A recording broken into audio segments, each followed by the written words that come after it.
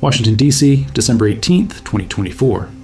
Jerome Powell stands at the podium. He announces another rate cut. Markets expect relief.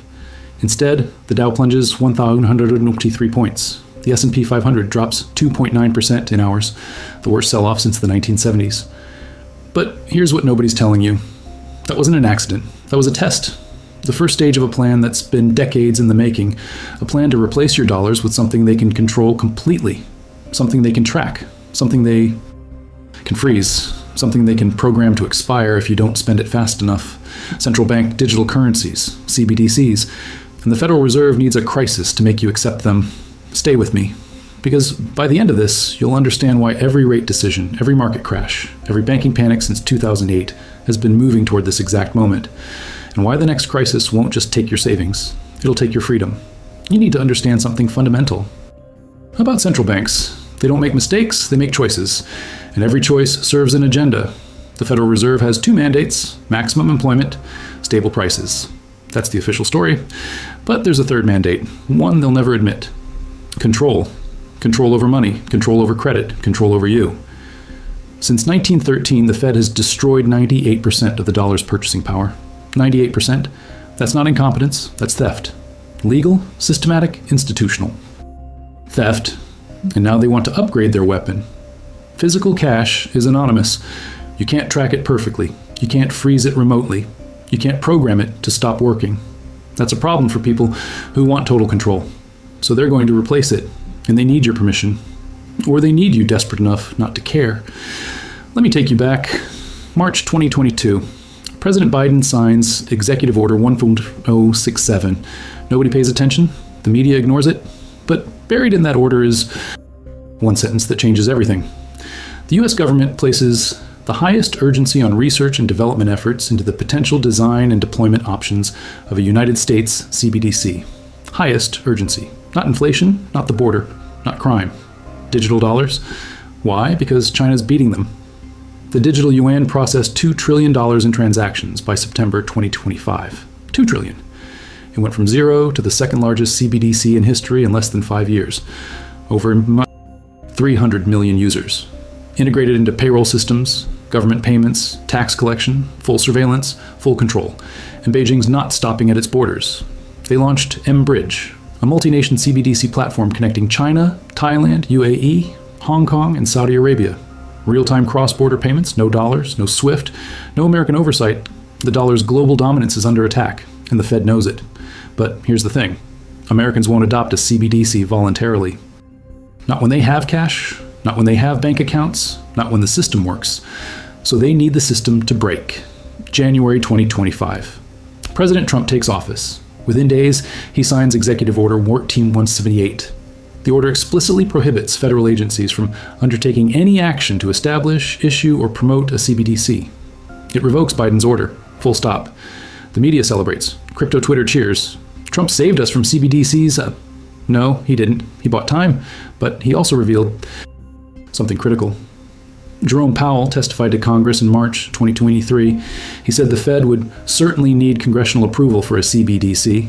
Then, in early 2025, after Trump's executive order, Powell publicly committed to never issuing a CBDC while he's Fed chair. Never. That's a strong word. Powell doesn't use strong words. He speaks in carefully calibrated Fed speak, but he said never. Why? Because the political climate won't allow it. Not right now. Not when people still trust the system. Not when the economy looks stable. Not when you have alternatives. But what happens when the alternatives disappear? What happens when your bank fails? What happens when cash stops working? What happens when the next crisis makes 2008 look like a warm-up? That's when never becomes necessary. Let's talk about interest rates, the Fed's weapon of choice. December 18th, 2024. The Fed cuts rates by 0.25%. Third cut in a row. Total reduction of 1 full percentage point since September. Markets should rally. Instead, they crater. Why? Because the Fed also announced its projections for 2025. Only 2 more cuts. Down from 4 just 3 months earlier. Higher inflation forecast. 2.5% instead of 2.1%. Translation? The fight isn't over. Rates stay high. For longer. Wall Street panicked because everyone knows what comes next. 8 out of 10 economists expected the Fed to pause rate cuts in January 2025. After that, uncertainty. The yield curve's been inverted for 35 months. 35. That's the longest inversion on record. Every previous inversion lasting this long led to recession. Every single one, except 1966. The only time an inversion this deep avoided recession was when the government ran a 3% fiscal expansion. Exactly like the last 4 years. But that expansion's ending. Trump's promised tariffs will spike inflation. The Fed will be forced to choose. Recession or hyperinflation. They'll choose recession every time. Here's the pattern you need to see. Fed rate cuts don't prevent crashes. They precede them. Look at history. September 2007, Fed starts cutting rates. Financial crisis hits 1 year later. Banks collapse, markets lose 50%, millions lose homes. The Fed's response? TARP, bank bailouts, quantitative easing. They printed $4 trillion, saved the banks, crushed the middle class. But here's what most people missed. During that crisis, the Fed gained unprecedented power. Emergency. Lending facilities, direct intervention in credit markets, coordination with Treasury. They went from independent to integrated, from observer to operator. Every crisis expands their control, and every expansion becomes permanent. Now fast forward. March 2020. COVID hits. Markets crash 35% in weeks. Fastest bear market in history. Fed's response? Cut rates to zero.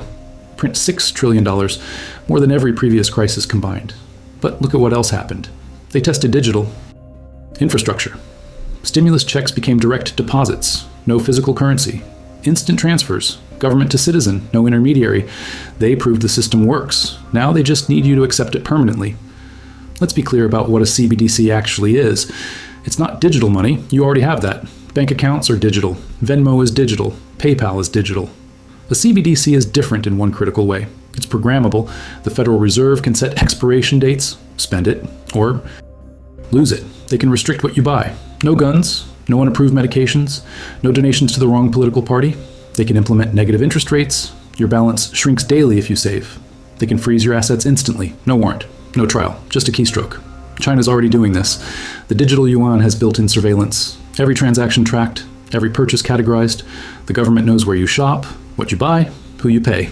And they can shut you down for anything they deem problematic. The Federal Reserve says American CBDCs would be different. They talk about privacy, about freedom, about maintaining the dollar's role.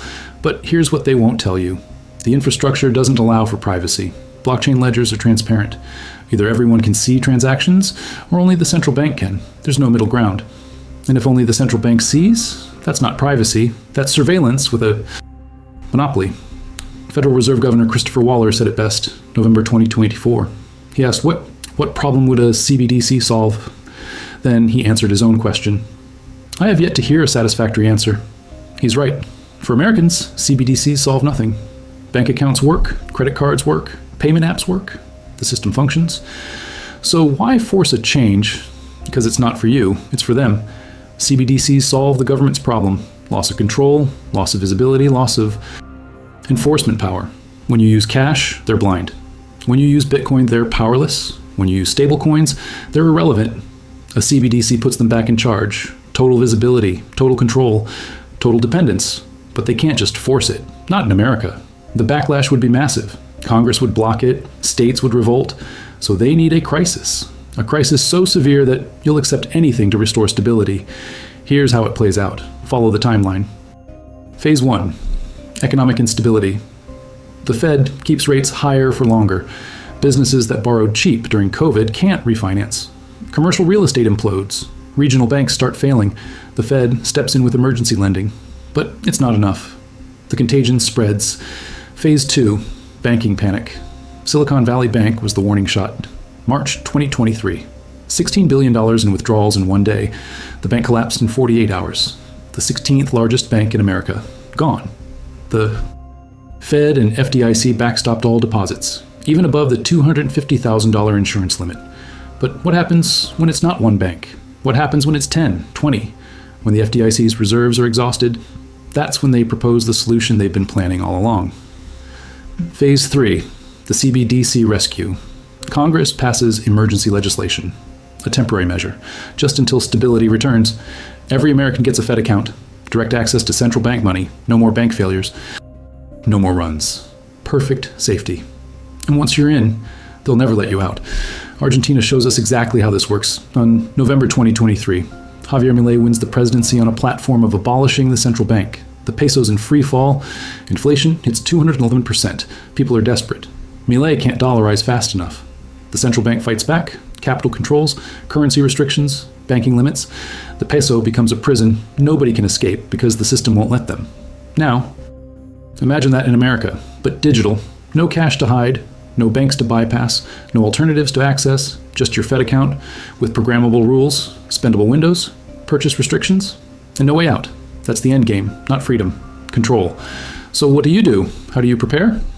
First, understand the timeline. We're in the setup phase. Rates are elevated, market stress is building, but the crisis hasn't hit. You have time, not much, but some.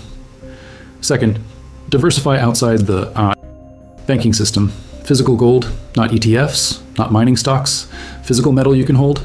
Bitcoin, not on exchanges. And cold storage you control. Foreign currency, Swiss francs, Norwegian kroner, currencies from countries that aren't racing towards CBDCs. Third, build optionality. Don't depend on one bank. Don't keep everything digital. Don't trust that the system will protect you when it needs you as fuel.